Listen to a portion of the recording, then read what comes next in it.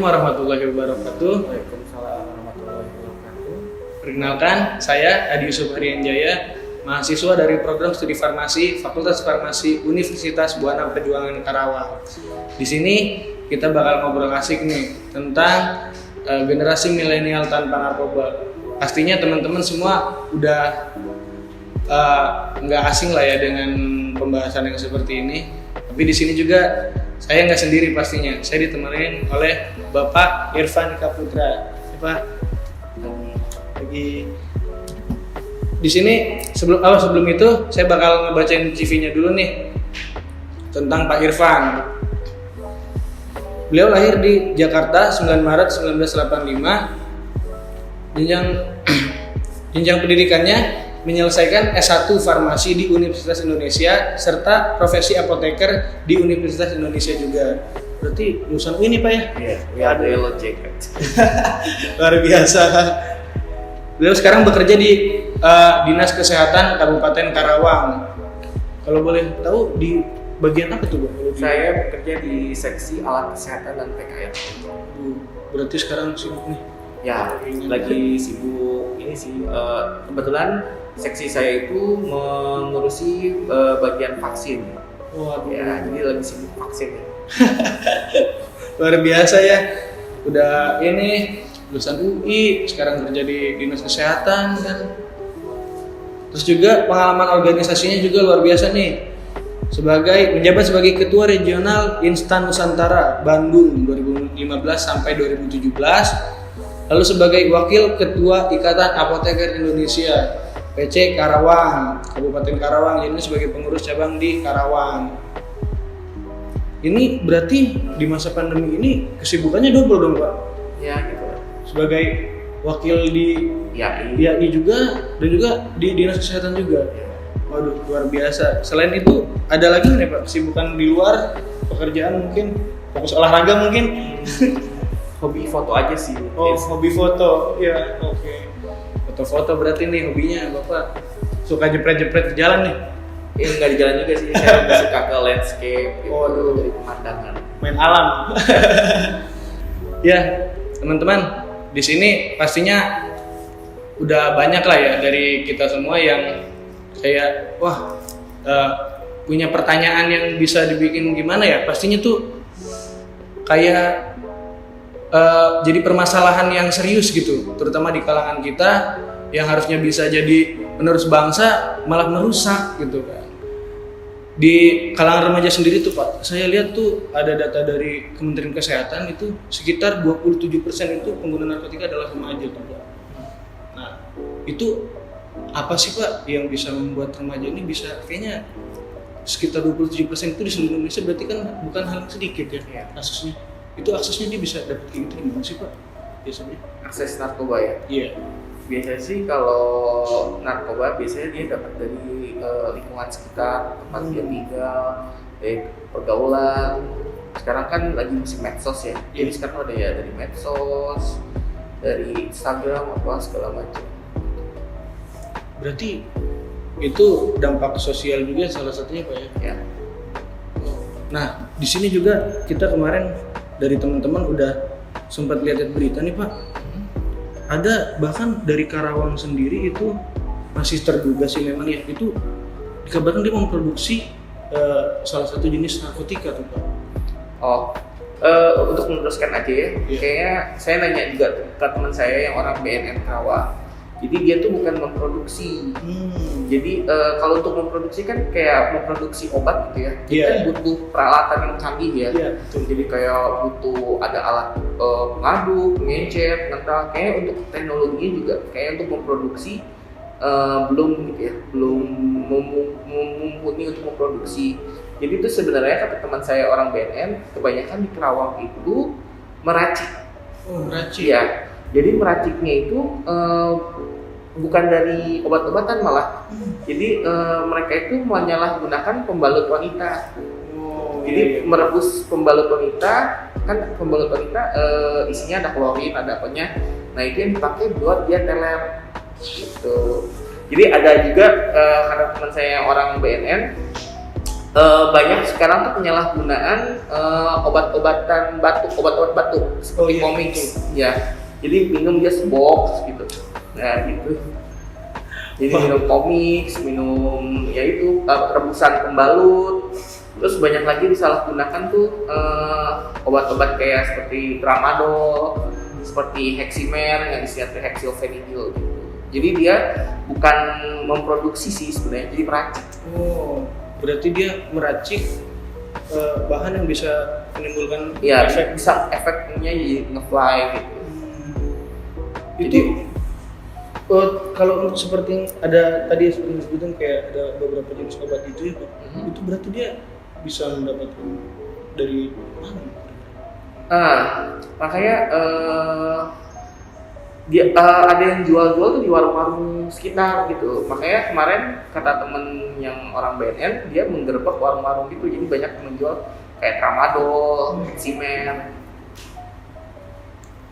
Tuh teman-teman, masa mohon maaf ya, pembalut wanita yang bukan semestinya untuk dijadikan alat yang seperti itulah ya. Ya memang unik lah ya pokoknya remaja-remaja kita ini ya. Dibilang kreatif tapi kreatif sayangnya caranya tuh salah. Saya buka masker dulu kali ya, soalnya Iya Pak. agak di sana gitu.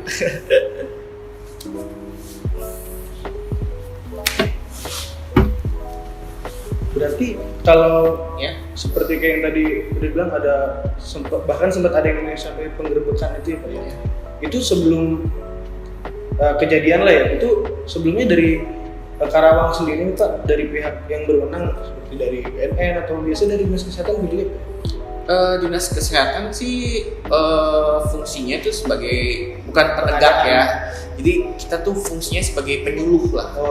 Jadi kita tuh kadang suka ada program penyuluhan ke sekolah-sekolah, tapi nggak tentang narkoba aja sih, jadi tentang cara PIO, jadi penggunaan informasi obat, jadi ya bahayanya antibiotik yang berlebihan, bahaya narkoba, jadi secara general sih kalau kita jadi penyuluhan tentang obat gitu. Ya BNN juga ada penyuluhan ke sekolah-sekolah juga, ke desa-desa, ke kelurahan. Berarti kalau untuk penyuluhannya itu kan sudah ada ya Pak ya. Terus biasanya nih Pak, kalau di Karawang sendiri itu untuk mohon maaf ya, adanya pemakai terutama dari kalangan remaja itu biasanya di daerah kota atau daerah pesisir seperti itu? Merata sih ya di semua pelosok kayaknya sekarang remaja itu, soalnya kan akses sosial media sekarang udah bisa diakses di mana aja kan, gitu. Jadi nggak hanya di kota atau di desa, jadi sekarang kayaknya udah di desa juga ada, di kota juga ada banyak. Jadi kemajuan teknologi yang disalahkan juga ya Pak ya? Sih, jadi teknologi kan ada positifnya ada negatifnya. Iya betul. Bahaya juga berarti. Terus juga ada nih Pak, di sini tuh kan karena seperti yang kita tahu tuh Pak, biasanya kan kalau untuk penegakan hukum anak di bawah umur tuh ada yang sanksinya seperti teguran semata gitu ya Pak. Tapi kalau untuk dari kasus yang menyangkut soal narkotika seperti itu seperti apa ya Pak? Jadi kalau misalnya untuk remaja gitu ya, jadi ada dua nih. Yang pertama dia itu kena sebagai penyalahgunaan tuh kayak pemakai gitu ya. Nah kalau penyalahgunaan kayak pemakai itu biasanya direhab. Tapi kalau dia terbukti sebagai pengedar atau terbukti sebagai ya pengedar gitulah. Jadi kalau dia terbukti terus ada barang buktinya, nanti diproses hukum sesuai dengan undang-undang yang ada di Indonesia. Nah, kalau misalnya udah terbukti bersalah, jatuh hukuman, biasanya langsung untuk membedakan dari napi-napi dewasa, ada namanya napi lapas khusus remaja dan anak-anak. Berarti itu kalau untuk dasar hukumnya sendiri dia untuk pelaku ya, oknum-oknum remaja yang bisa dibilang menjual lah ya Pak. Itu kan berarti kan dia udah masuk ke ranah hukum yang pidana lah berarti Pak. Itu landasan hukumnya yang seperti apa tuh Pak? Nah, saya mau contekan dulu ya, soalnya Oke, saya nggak hafal kalau siap. undang-undang. Jadi menurut teman saya yang orang BNN itu, menurut Undang-Undang Nomor 35 Tahun 2009 tentang narkotika, di pasal 54, setiap pencandu dan korban penyalahgunaan wajib direhabilitasi. Terus menurut pasal 55 wajib lapor kepada petugas yang berwenang, dan orang tua yang tahu anaknya memakai wajib melaporkan atau didenda 1 juta. Jadi orang tuanya juga mesti melaporkan anaknya, kalau nggak didenda 1 juta.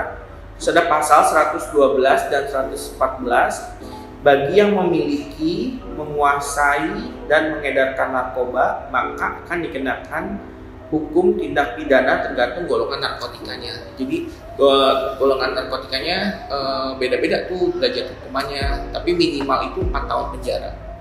4 tahun penjara itu. 4 tahun penjara. Coba tuh teman-teman, itu di situ dijelasin ya. Salah satunya kalau korban itu juga kan direhab ya.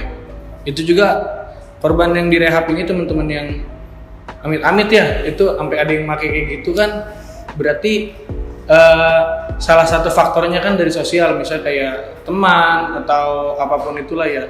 Nah buat teman-teman nih yang masih atau ada gitu temennya yang tanda kutip seperti itu, jauh-jauh deh sekarang mah ya. Ingat tuh orang tuanya juga kena sanksi tadi apa ya? Kalau nggak melaporin anaknya. Nah orang tuanya juga kena sanksi, siapa lagi yang malu kalau bukan keluarga? Tuh, ditambah lagi kalau sampai namanya mengedarkan itu bisa dipenjara 4 tahun tuh ya Pak. Minimal 4 tahun penjara. Minimal 4 tahun, berarti bisa lebih tuh Pak. Wah, Tergantung jenis narkotikanya. wah. Jauh-jauhin deh namanya kayak gitu berarti ya. Kalau untuk narkotika sendiri nih Pak, remaja kan bahkan namanya orang yang nggak pakai kayak gitu aja masih sebenarnya kan masih susah dikendalikan tuh Pak ya. Nah biasanya itu kalau kayak kasus-kasus seperti kasus kriminal yang ada di Karawang itu salah satunya ada nggak sih faktor karena itu Pak? Faktor karena narkotika tersebut. Sebenarnya kan efek samping narkotika ya, itu ada tergantung narkotikanya, jenisnya dia tuh punya efek samping.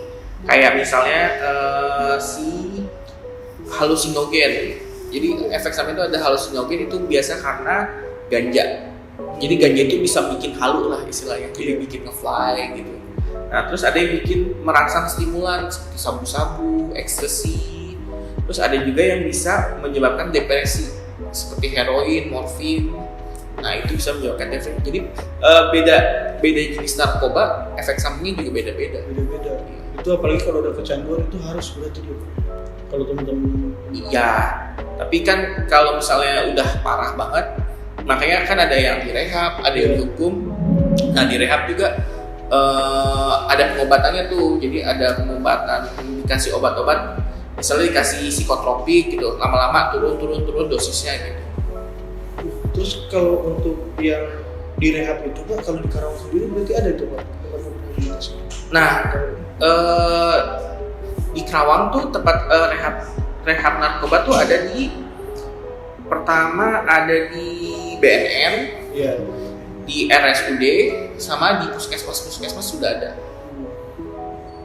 Jangan sampai lah ya teman-teman nih yang amit-amit gitu ya sampai kena namanya kayak gini gitu kan, narkoba itu kan ya jauh-jauh deh.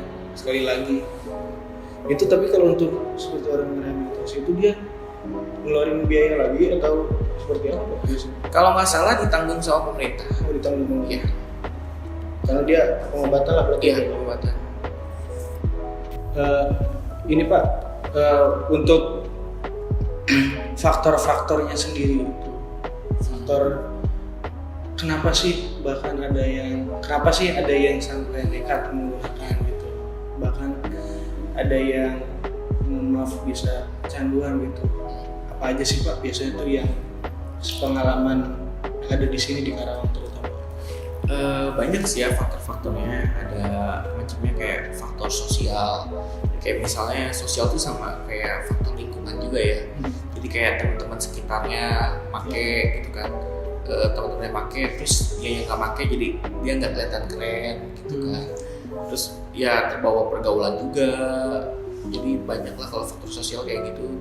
Terus Terus ada juga banyak faktor keluarga juga bisa, kayak misalnya dia dari keluarga yang broken home, bapak ibunya divorce gitu kan, atau enggak kurang perhatian bapak ibunya sibuk kerja, anaknya jadi kurang perhatian, jadi ya pelampiasannya ke narkoba.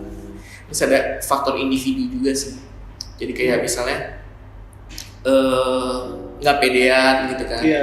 Nah, nggak pedean, terus biar pede dia make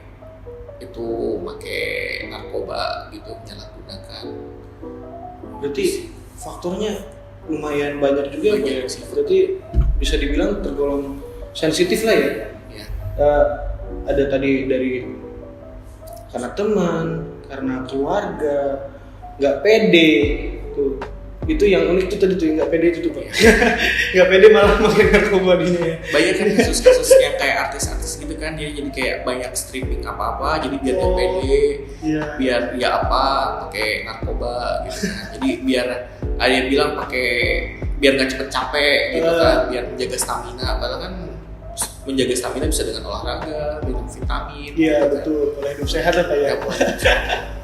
Terus kalau di Karawang sendiri tuh Pak, biasanya jenis yang seperti apa sih Pak yang beredar, yang bukan beredar ya, lebih kayak yang udah biasanya ketangkep lah gitu Pak, itu di kalangan, nggak usah di kalangan remaja deh kalau kita bahas soal jenisnya gitu ya, yang rata-rata ada misalnya gitu kayak di Karawang itu narkotika yang seperti apa tuh Pak?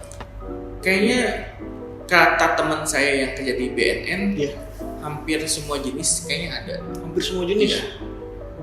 Tapi biasanya kan kalau misalnya buat remaja milenial kan duitnya terbatas juga ya. Iya. Nah, paling kalau narkoba gitu kan mahal harganya, kayak sabu, heroin gitu kan mahal kan. Mungkin kalau banyak remaja itu menyalahgunakan ya itu tadi yang saya bilang, merancik pembalut wanita jadi direbus gitu, air rebus aja itu diminum. Sama paling kalau yang daerah-daerah gitu ya, di kampung-kampung ya dia beli obat batuk banyak nih, komik misalnya sebox gitu ya, dia minum itu. Jadi dengan cara yang bisa didapatkan mudah dengan uang yang bisa dijangkau gitu. Jadi kalau untuk membeli kayak sabu, heroin itu kan harganya mahal ya, mungkin kayak kalau untuk remaja gitu ya. Jadi kalau yang duitnya masih dari orang tua, ya itu paling yang kayak tadi doang gitu kan. Tapi kadang suka ada yang nekat gitu ya, ada yang suka nekat. Biasanya kan kalau orang yang pengguna yang udah berat gitu kan, dia jadi kayak ini loh, apapun dia lakukan, berani gitu, kayak misalnya mencuri barang orang lain gitu kan, terus dijual, biasanya kayak gitu. Tuh, bahkan pernah lihat di salah satu berita tuh ada yang overdosis ya Pak ya, tuh yang mengkonsumsi maksudnya yang mengkonsumsi obat batuk itu tadi ya, yang komik tadi tuh ya. Iya, soalnya minumnya tuh langsung satu box gitu. Satu box langsung semua itu. Iya, waduh.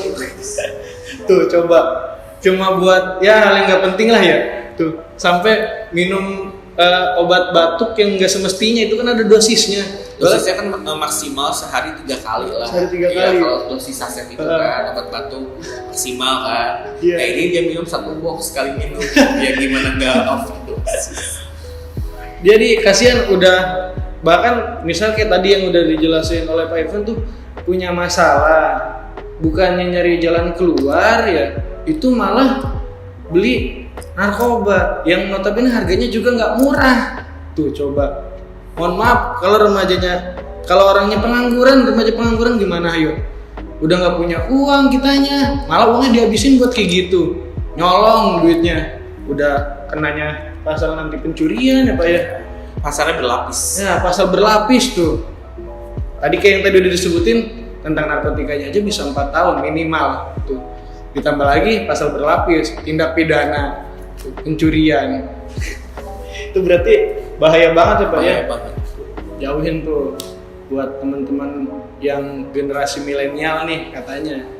Terus kalau untuk ininya sendiri nih Pak, selain tadi kan kita udah bahas kayak faktornya, efeknya juga gitu, terus juga bahkan produk hukumnya, undang-undangnya itu kan ya yang bisa dibilang itu harusnya bisa memberikan efek jerak bagi oknum-oknum lah gitu ya, oknum-oknum remaja yang moral lah ya, bisa dibilang tidak bermoral gitu ya Pak ya. Tuh, yang efeknya jadi menimbulkan efek negatif buat remaja. Padahal nggak semua remaja itu melakukan hal seperti itu. Tuh, banyak dari teman-teman kita yang berkarya tuh kan, seperti yang udah sekarang banyak zaman digital tuh kan, ada yang bikin ya vlog atau apapun itulah gitu kan, terus juga baik dari akademiknya segala macam tuh. Terus kalau untuk tipsnya sendiri tuh Pak, bagaimana sih terutama buat kita nih kalangan remaja tuh supaya tidak masuk terjerumus ke dalam tipsnya ya. Yang pertama itu mungkin dari memperbaiki iman dan takwanya.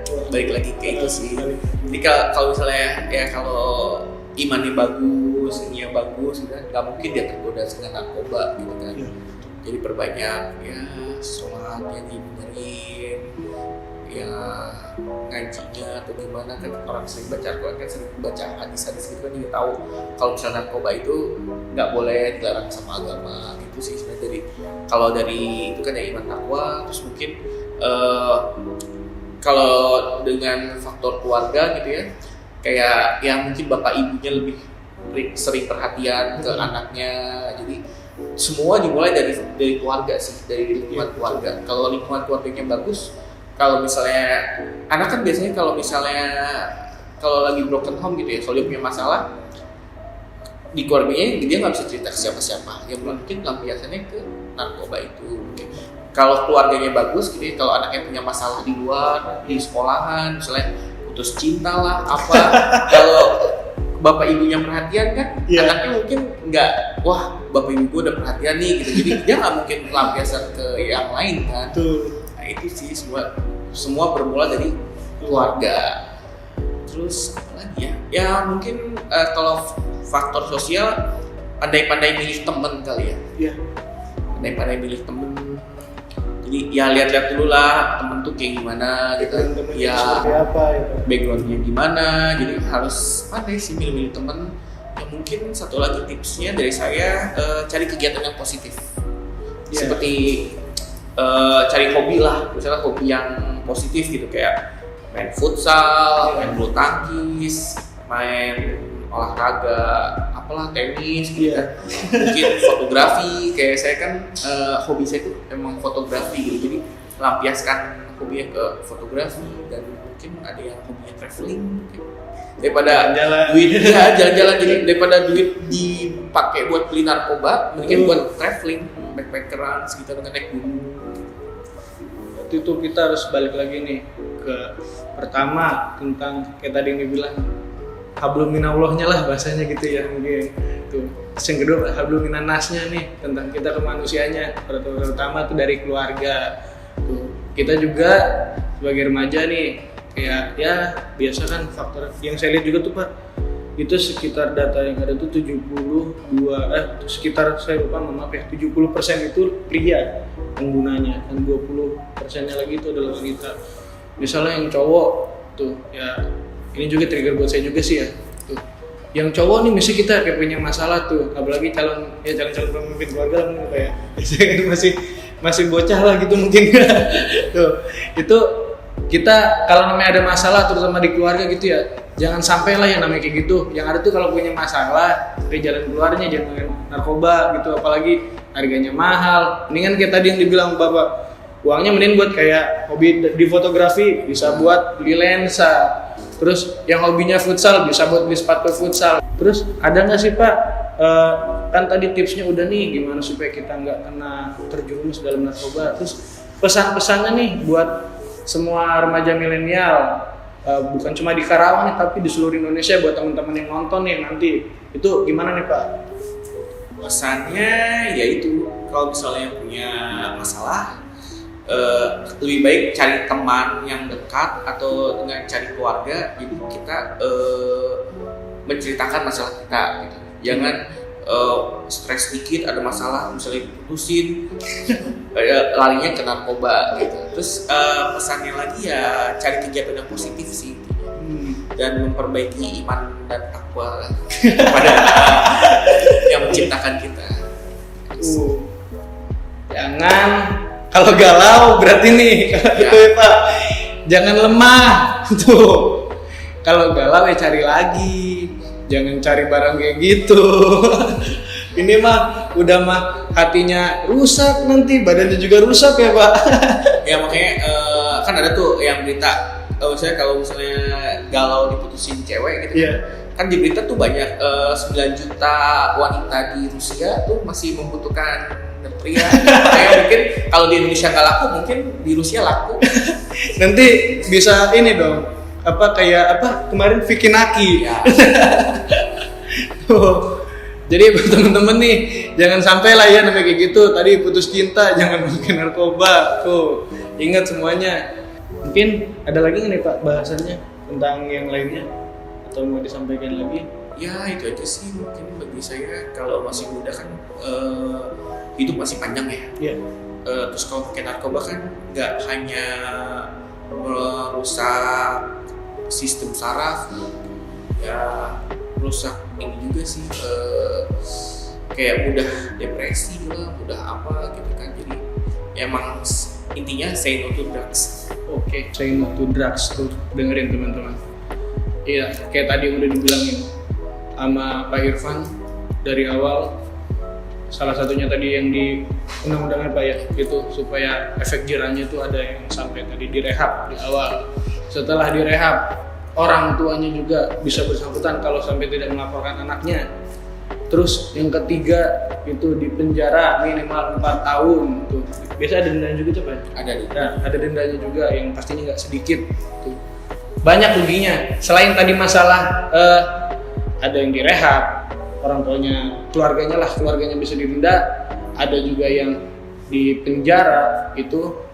Ada juga faktor yang lebih parahnya lagi, terutama di dalam tubuhnya itu merusak ya Pak ya? Merusak sistem saraf. Ya, saya pernah tuh Pak dulu pas masih sekolah tuh kan diajakin ke BNN di Sukabumi tuh. Itu bahkan sistem otaknya itu udah nggak 100% lagi ya Pak ya? Reseptornya udah rusak. Reseptor otaknya udah rusak, udah badannya rusak, kehidupannya rusak, masa depannya rusak tuh ya Pak ya. Tuh. Buat teman-teman remaja milenial, buat semua yang nonton nih ya, bukan cuma di kalangan remaja doang sih ya. Kalau namanya kita udah bahas kayak gini juga, tapi ini kita bisa spesifik remaja. Jangan pakai narkoba. Oke, mungkin segini aja yang bisa kita obrolin untuk kali ini. Terima kasih kepada Bapak Apoteker Ivan Dika Putra. Ya, saya Adi Yusuf Haryanjaya. Mohon maaf apabila ada salah-salah kata. Wabillahi taufiq wal hidayah. Wassalamualaikum warahmatullahi wabarakatuh. Say no to drugs.